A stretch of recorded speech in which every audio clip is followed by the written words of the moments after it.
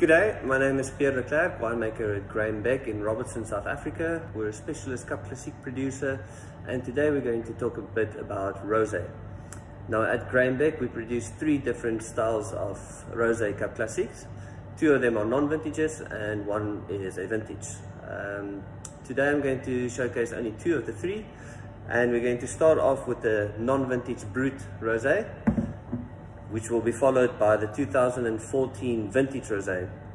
And I'll explain a little bit what the difference is in our approach when we're making these 2 different styles of Classique, as well as where it came from. So first of all, our Brut non-vintage is basically the sister to our normal Brut non-vintage, the white blend, except this is the rosé blend. So where we do for our normal Brut, we would showcase the most expressive Chardonnay portions with the more sort of neutral Pinot Noir portions, so that Chardonnay is the prevalent aromatic spectrum. And then with the rosé we do the exact opposite of that. Here we try to showcase Pinot Noir flavors more expressively, and therefore we go for the components of Pinot Noir which are really aromatic, and we would blend that typically with Chardonnay portions, which is a little bit more subdued or a little bit less expressive. Therefore Pinot Noir is really in the forefront here, so we get lots of red berries, blackberries, cherries, those kind of aromatics, and a little bit of floral flavors. And then the Chardonnay really is there on the mid palate to give a bit of vivacity and longevity and a good, clean, crisp finish. I'm going to open along the second, the vintage rosé, and hopefully, I'm not sure exactly how well we can distinguish the colors between the 2, but I'll bring up our trusty white paper just now to see, and just to showcase that there is quite a immense difference between these 2. I think you can see it quite clearly actually.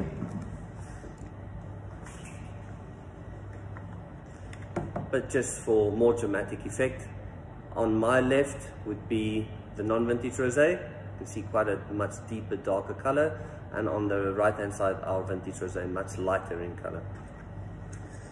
Now there are many different ways to produce rosé.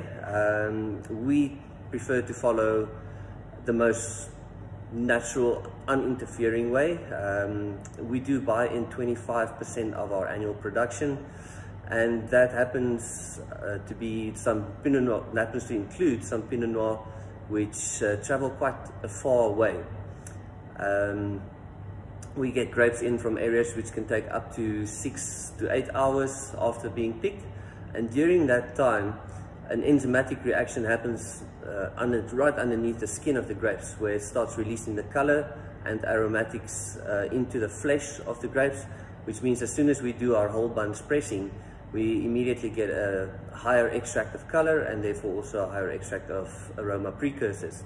Now many producers prefer to take that color away and then add the color at the end of the production of the Classique, and therefore you have a larger amount of control at the end of the day of your hue. We, however, do not believe in using activated charcoal to get rid of the color, so we prefer to use our naturally more densely colored Pinot Noir juices or wines to blend for the specific non-vintage rosé and get this beautiful sort of silvery pink color. And we also believe that if you do use those harsh activated charcoals, you strip away a lot of aroma precursors, and therefore you lose a lot at the end of the day in your final blend and in your final Classique. So, like I alluded to earlier, on the nose for our non-vintage Brut rosé, you immediately pick up quite a strong concentration of red berry fruit, cherries, strawberries, a bit of pomegranate even now and again. Then you also get a hint of peach, which will naturally come from the Chardonnay. We aim normally to have a 50-50 split between Pinot Noir and Chardonnay, but some vintages, it does end up to be a little bit higher than 50% on the Pinot Noir side. And the specific batch that I'm tasting with you today actually is 54% Pinot Noir and 46% Chardonnay. So the Pinot Noir really is quite prevalent in the aromatic makeup.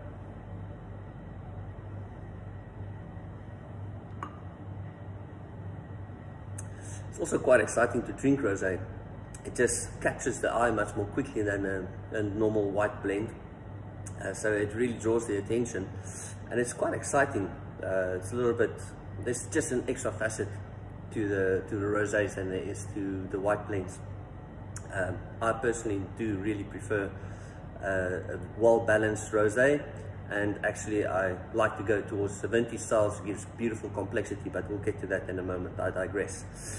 So on the non-vintage, we leave the Cup Classique for a minimum of 15 months on the lease, therefore giving it an added complexity on the palate and a bit of a structure and well-rounded mid-palate.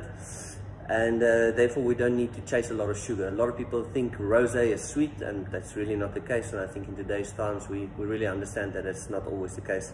Here we're talking about a residual sugar of about 8 grams per liter. And it does find a perfect balance between the slightly tart acidity and a beautiful fresh finish at the end of your drink.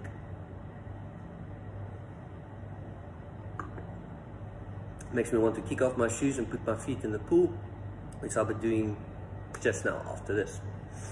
Then we're going to move over to our vintage rosé 2014. Now this is a Cup Classique that came about from a bit of a calculation error.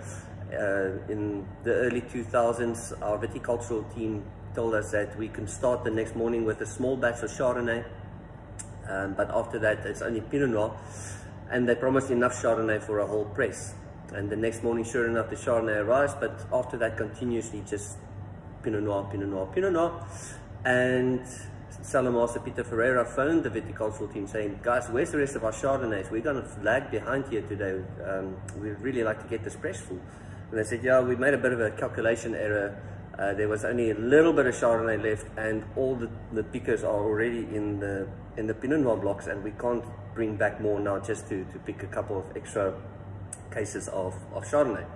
So Peter, in a moment of brilliance, said, you know what, put the Pinot Noir on top of the Chardonnay. We'll keep it separate and we'll see how this turns out. We really love the flavors and the aromas coming out of the press in the juice trays. Kept it separate, fermented it separately, and after fermentation decided to bottle a little bit on its own, but on the X-Nay, don't tell anybody. And then a couple of years later, he phoned our marketing team saying to them that they need to start designing a new label, because from now on we'll have a vintage rosé, because he loved the complexity and the flavors and the final product so much. So to this day, it's still our favorite mistake. We do it every year, and we aim to have a minimum amount of 85% Pinot Noir. Therefore we can use the grape variety's name Pinot Noir on the front label, if you can see it there, and therefore it's easy for us to talk about this as a showcase of Pinot Noir in a given vintage. This is the 2014 vintage, which is actually 86% Pinot Noir and 14% Chardonnay. Here again, like we've continuously talked about, we do not use any malolactic fermentation, and in neither of these two Cup Classiques we use any wood fermentation. So we try to bring out the beautiful freshness of the Pinot Noirs with a little bit of longevity due to the Chardonnay used in both of these. For the non-vintage, we use both cuvee fraction and press fraction, but for the vintage range we only use cuvee fraction, and therefore it's the most beautiful, lightest, most bright juice that we get out of the press, with the least amount of pressure exerted onto the grapes, and therefore naturally we have a much lower hue in the color. For the vintage rosé, like I said, we want to express the complexity of Pinot Noir, but also add extra complexity on the palate by leaving it on the lees for an extended period, which is a minimum of 4 years, and in fact the 2014 was close on 5 years on the lees. So on the nose you get this really bright blueberry, cherry, slightly earthy, spicy aromatics due to the Pinot Noir. Little bit of brioche, bready kind of yeast extract because it spends so much time on the lees. And as it develops, it really opens up, giving you much more spice and much more opulent black fruit.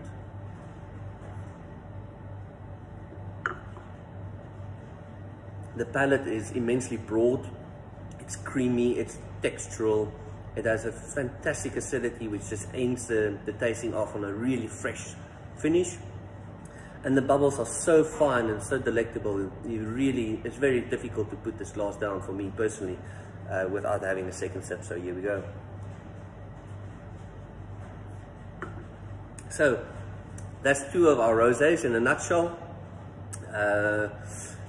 Again, the non-vintage is quite easily and readily available, whereas the vintage is a little bit more exclusive and much lower volumes that we produce this in. So if you do happen to stumble upon it, easiest way to remember is the non-vintage has got a rectangular label, whereas the vintage has got a shield-shaped label. And it really is for just about 100 to 150 Rand extra on top of the non-vintage price. You get a lot of extra bang for your buck. So go out there, look for it, try and find it, and to celebrate what matters. And I'll take this with me because we're going to celebrate finding out that we're expecting a baby boy. So my wife and I will celebrate with this. Thank you. Cheers.